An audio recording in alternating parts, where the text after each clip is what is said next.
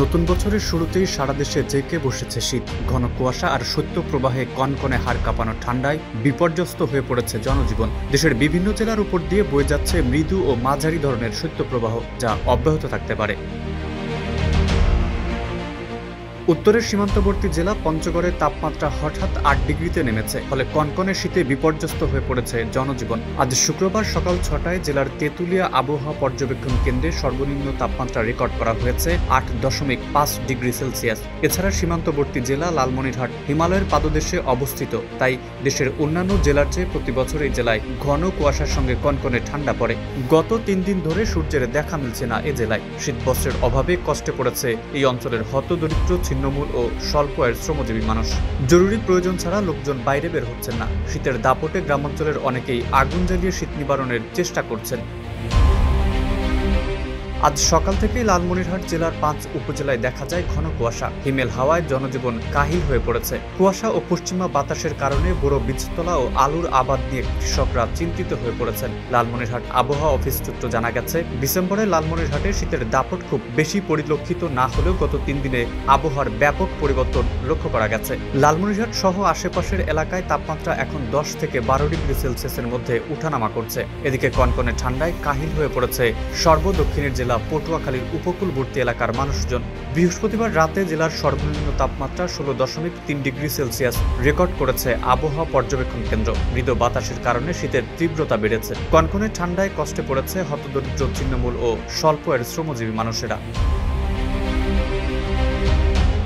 আজ শুক্রবার ভোর থেকে ঢাকার বিভিন্ন স্থানে ঘন কুয়াশা দেখা গেছে। কুয়াশায় আচ্ছন্ন হয়ে আছে নগরী। পুরো রাজধানীতেও জেঁকে বসেছে শীত। শীত থেকে বাঁচতে সকালে ভারী শীত বস্ত্র পরে কর্মস্থান ও অফিসমুখী হয়েছেন নগরের মানুষজন।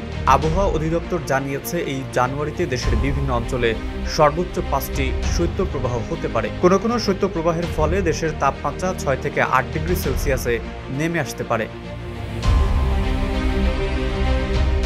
কানাডার সাসকাচুয়ান বিশ্ববিদ্যালয়ের বাংলাদেশি আবহাওয়াবিদ মোস্তফা কামাল পলাশ জানিয়েছেন, আগামীকাল ৪ জানুয়ারি অপেক্ষাকৃত বেশি কুয়াশা থাকার আশঙ্কা রয়েছে ময়মনসিংহ, সিলেট ও চট্টগ্রাম বিভাগের জেলাগুলোর উপরে। হালকা থেকে মাঝারি মানের কুয়াশার উপস্থিতির আশঙ্কা করা যাচ্ছে দেশের অন্য ৫টি বিভাগের জেলাগুলোর উপরেও। তিনি আরও জানান, আগামী ৫ জানুয়ারি দেশের দক্ষিণাঞ্চলের জেলাগুলো কুয়াশার চাদরে ঢাকা থাকার প্রবল আশঙ্কা রয়েছে। অপেক্ষাকৃত বেশি কুয়াশা থাকার আশঙ্কা রয়েছে খুলনা ও বরিশাল বিভাগের উপকূলীয় জেলাগুলো এবং চট্টগ্রাম বিভাগের জেলাগুলোর উপরে। হালকা থেকে মাঝারি ঘনত্বের কুয়াশার আশঙ্কা করা যাচ্ছে খুলনা বিভাগের উত্তরের জেলাগুলো এবং রাজশাহী ও রংপুর বিভাগের জেলাগুলোর উপরে।